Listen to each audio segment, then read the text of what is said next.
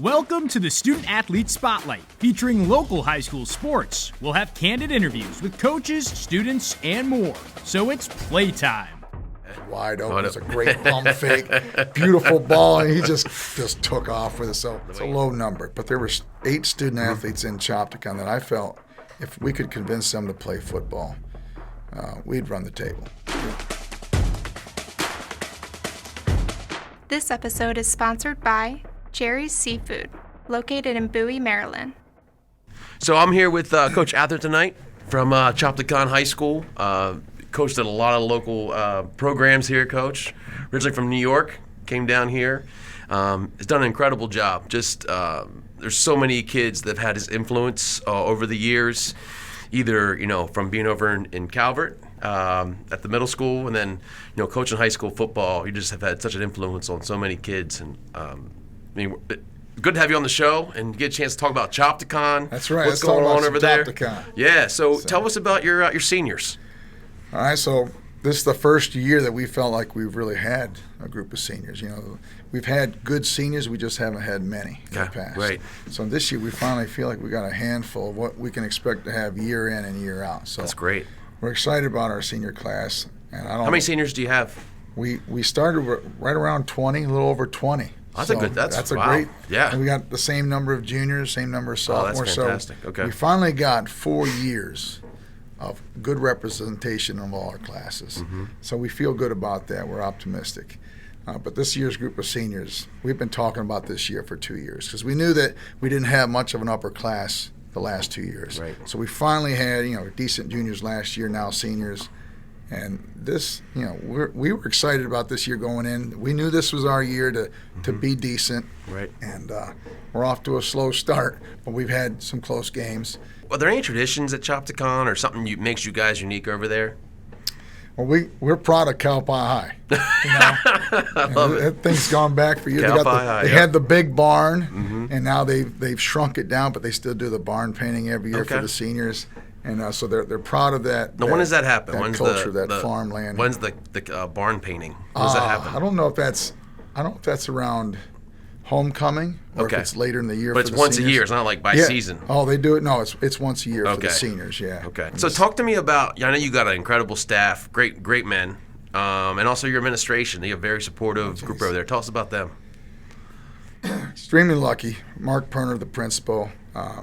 100% on board with supporting the athletes, whether not just football, just across the board, win, lose.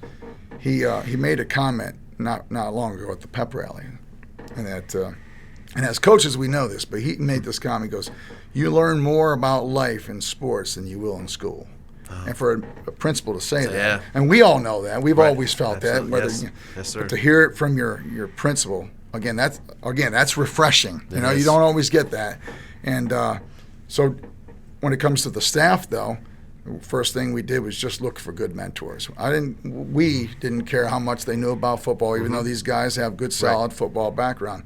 We just wanted good people. That was the first thing I asked Mike Gall, who was the assistant head coach, because he knew most of the guys that were already there. And then the guys that I brought that I knew in the area, just good mentors first, good people. The kind of people you want your kids to be around. So we're really lucky. Like you said, we got a great coaching staff. Yeah. We still got room for a couple more components to when we find the right guy. But good administration. Of course, Wysakinski's over there. You got Wiso. And he's a former coach, great administrator. He oversees athletics. Yeah. So you got his support, and he's going to go to bat for you. Absolutely. And when you look at Mike Watson, who's the supervisor of athletics, Mark Perner, Ray Sapp, Wysakinski, Ray Sapp, that whole group working, together, a concerted effort, it's solid. And then you got the coaching staff. It's really, look, I'm the lucky one. I got great leadership above me, and I got great guys with me alongside me. So. I'm the well, and you have a great passion for football too, so it makes your job. You enjoy going every day, getting out there with the kids, and as coaches, we always like to give our players nicknames, and we all have all these acronyms we use of our own time for football, and football's its own language, anyways. We know that people that don't know football are like, what are you guys talking about? Yeah. Our own vernacular, exactly. Yeah. Give me a nickname that you like to use as a coach. Well, probably the only one is I always refer to the quarterback as QB1. And right now we have a freshman quarterback who's going to be ridiculous. Yeah. You know? Yes, but, sir. So that's since I met him in January, we've been calling him QB1. Now we're really not big on nicknames. I couldn't tell you probably. I don't know if we have any other ones. I've heard one other one, E-Money. Yeah. I don't even know who the kid is yet. but QB1's one that sticks, and I think all the kids refer to him, hey, QB1, and he's doing a great job. We've kind of taken some things out just so we don't want to put him in situations where he could lose a game for us. We want to help him there, help protect him. Not only throwing the ball in a bad situation, but just protecting him from running around and getting killed. Right. Because he's not huge, he's not very big, but man, he's got a great arm. So accurate. He does. And probably the most impressive thing, it's not his arm. He's very accurate. He's going to be great. It's just the fact that how mature he is in that position. Yeah. A 14-year-old. I remember when I was 14-year-old. I was a quarterback too. I'm not starting varsity. I would have cried. These guys chasing you around. There's some big guys. I was throwing the ball, man. Yeah. This guy, he's got good pocket presence. Right. Go ahead. I was going to say, what else is neat is the fact that your team has rallied around him. Absolutely. Seniors, because it's easy for seniors to say, well, he's a freshman, he's not part of us. But I don't see that, right? Is that the case? And that's a credit to our seniors, too. Exactly. They're awesome young men. And they've embraced this kid. They just put their arms around him. That's great. They've, they pulled him into their social group. It's not like, you're the freshman, you're like, shouldn't even be up. They love him. They know that he gives them the best chance of winning. And but they also just like him as a person. Yeah. He's one of the guys now. He wins the locker room over, so it's just great. He's going to be amazing, man. Yeah, I love some of your O-linemen. Some of those boys. You got some big boys over there. We finally got some good old-fashioned big linemen from Chopticon. It took us a couple years, but yeah, we have starting with our center, Mason. I'm not sure how tall he is. I think he's probably Mason. 6 foot. But big, jolly, good fella. Always got a smile on his face. And but he's having a great year. He's got pancakes. He's getting pancakes every week. Now, is that Coach DeMuncus giving out syrup? Yeah, that's right. Every Saturday morning we have pancakes for breakfast. We don't really, but he hands out the little syrup things. Does he? And, yeah, he does. He brings the syrup containers and hands them out to the player that got the most gets the syrup. Okay. But they all get recognized for their pancakes. Yeah, and Coach DeMuncus is doing a fabulous job too. He's so intense. That even when he's whispering, he's loud. But the linemen love him, and he's getting a lot out of them. And Mason's having a great year as a result of not only Mason's hard work, but DeMuncus' coaching. And we also have. I'm going to stick with the seniors, right? Yep. Let's see. So left tackle right now is Mark Vaccaro. He's not the biggest lineman we have, but he's definitely the most aggressive. And He's that Chopticon boy, man. He's a rag ball. He gets after, he's very intense. When you watch all of our linemen at the point of contact, he's the one that's bringing the hands, the hips with violence. That's great. So he's having a great year, and you look at our success. I don't know. We're off to a slow start record-wise, but we're playing really good football. We're losing close games for the most part. You've gotten better every week, right? I mean, you guys are for the improving. Northern game. We've been right there, and one or two plays go our way. We're 3-1 instead of 1-3, right. And our kids know that. So, but it's because of our line play, So, starting with those two seniors and Malachi Curtis, who's more on the defensive line for us, but he's stepping in this week because we got a couple kids hurt. Okay. Real quick, real good size. He has college, he passes the eye test. The colleges are already looking at him because of his height. His brother played up at Frostburg, so they know that the families, they got it in them. The genes, And, but you have any senior playmakers that have kind of, I guess Underwood? Well, yeah, if we go to the backfield, you got Tanner, who's having a great year. He's our workhorse. We're going to give him the ball a ton, and when the line's on point, he's to the second, third level, and then he just does what he does. He always finishes the pile forward. He's that kind of runner. And then when the blocking's not always there, or the defense just made a good play, he still finds a way to make things happen. So he's given us a great He's giving us good work back there, and he's doing a great job.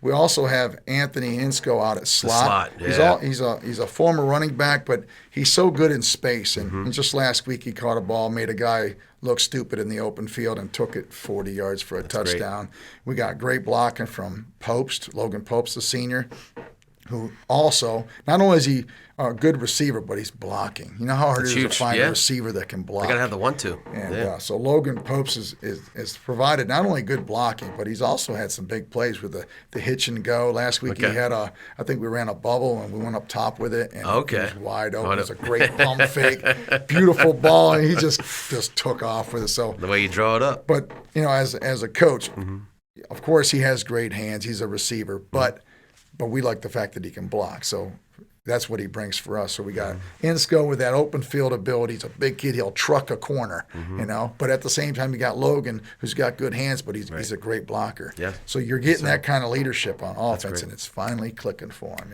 Finally clicking after 3 years. So I'm happy. So let me switch gears. And you've coached, a bunch of places and always had success.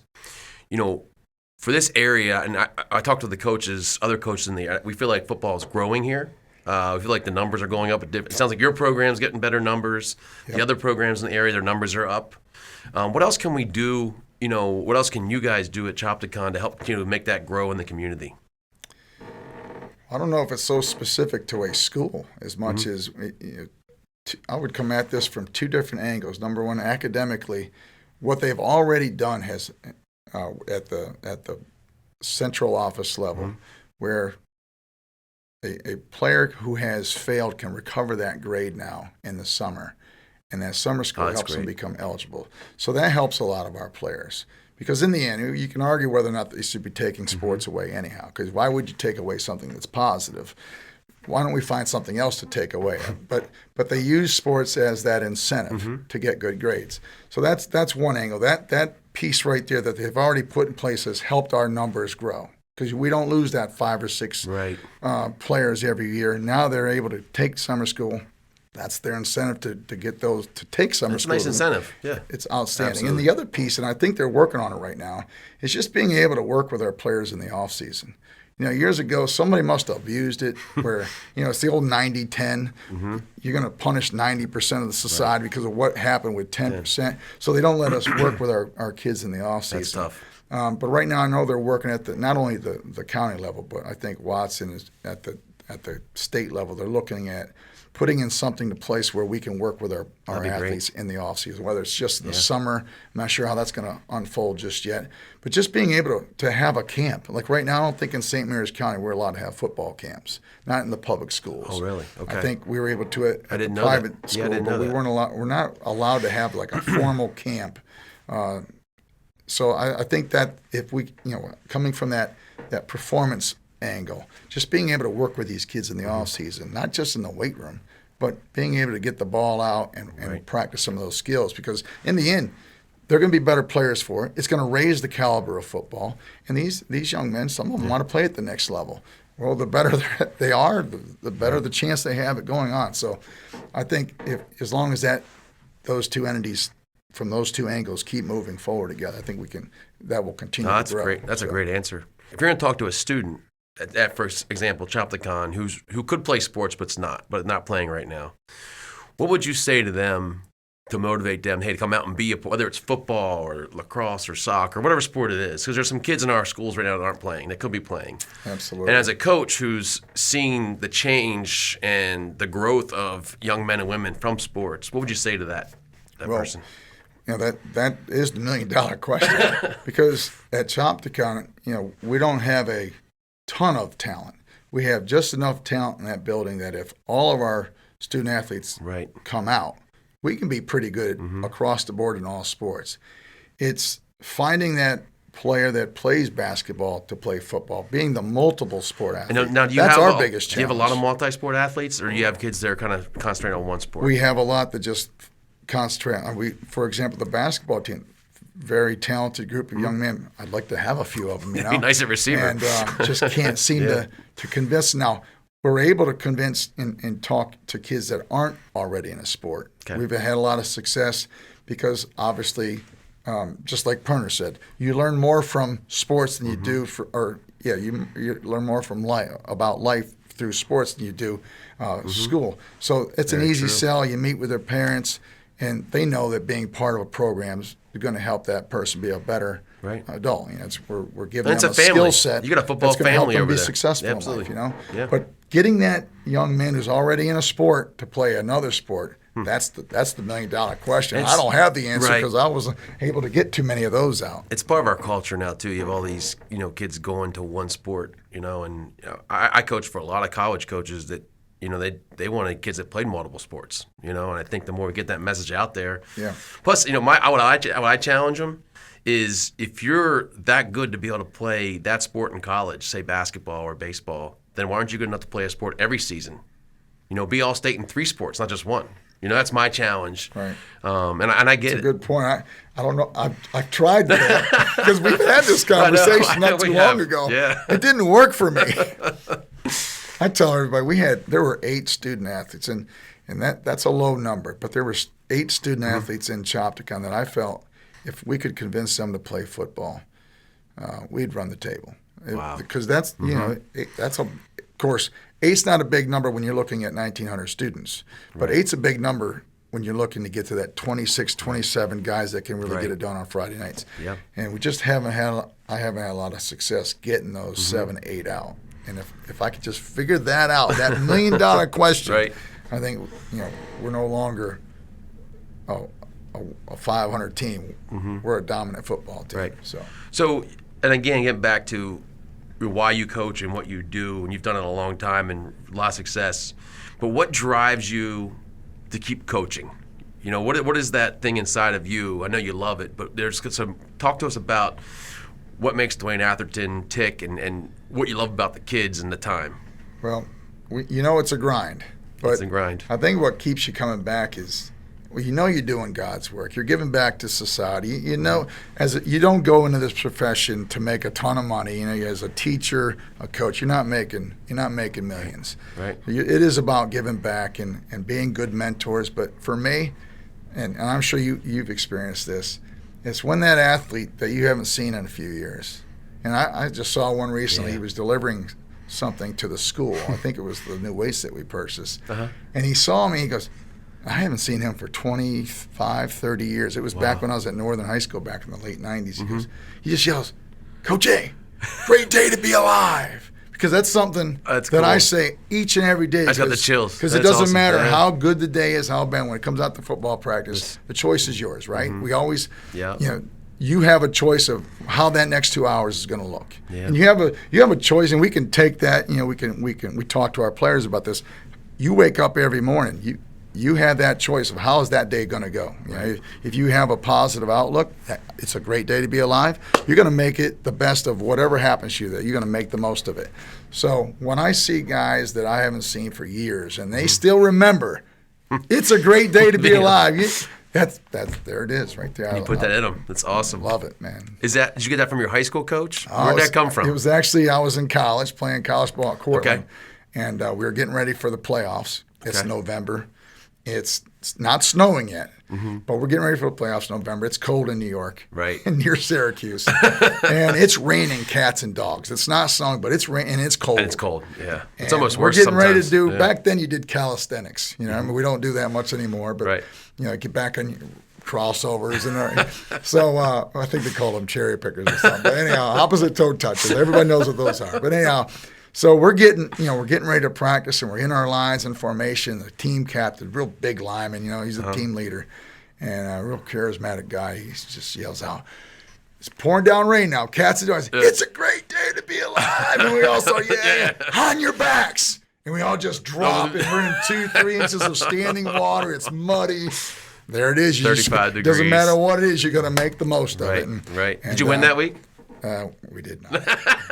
we lost to Ithaca, who we'd beaten in the regular season. Oh, really? And we lost in triple overtime to go on to. And they end up winning the Stag Bowl that year and crushing everybody after us. But so if we could have just got by that game. all things. But that's neat. considered. That's what football does, though. It carries on with you your whole life, and that's what you're giving to these kids. Do you have a mantra over at Chopticons or something? You guys, is that what it is? Great to be alive, or No, commitment to excellence. Commitment to excellence. That's our kind of like our mission. Yeah. All that means is it's not about the game so much. It's about the practice that leads up to the game. It's the approach. It's process versus product. Take care of the process, the product will take care of itself. Take care of Monday through Thursday, Friday's going to take care of itself. Take care of January through August, September, Absolutely. October is going to take care of agree. itself. So, Absolutely. take care of, trust the process, and everything's going to take care of itself. And that's kind of what commitment to excellence means to us. Cool. So we put it on everything we send out. Oh, I like Commitment to that. Excellence. So That's good. probably on this coat somewhere. Right? Know. I know those. I know about those. Do you have a message for the student body? We have some big games coming up the rest of the year. I mean, has Chop Nation been traveling well? Great student body. Okay. Again, being in the school in the ISI department, I don't have a lot of visitors every day. Okay. It goes back to those roots of respect your teacher, and I think the student body respects their teacher. They care for one another. They do come out to the games. Obviously, when you're winning, you're going to get some more people out there. But Chop Nation, they're for real. They show up. When the baseball team's doing well, everybody shows up. They show up for the basketball games. Well, now you got it rolling, so you should have a packed I house think the we rest do. of the I way. think the kids finally saw the light come on. They know that this offense can score 40, 50 points a game. We just got to execute. Exciting. And if they keep that going, I know they can. Even in bad weather tomorrow, I see how it goes. But I think the kids trust in the system. If they can put that together, we'll get those kids out there. That's awesome. Chop Nation be like, oh, we're showing up. It's been some exciting games. So. That's awesome. All right. Coach, thanks so much for being on the show today. Really enjoyed having you here, our sports spotlight. To have our local coaches come in and spend this time, and hopefully we can get some more Chop coaches from over there. Oh, those guys will love it. Yeah, Absolutely. I bet They'll we love get Coach Sapp over here. Oh, all right? yeah, he'd love it. we need some more time. Oh, right, yeah. if he I'll comes. go talk to him about that in the morning. But no, seriously, you're doing a great job. Love to see Chop Nation getting it going. But seriously, thank you a lot. Appreciate you coming on. Awesome. Coach. Good Thanks luck for the rest of the opportunity. year. All right. Appreciate yes, it. sir.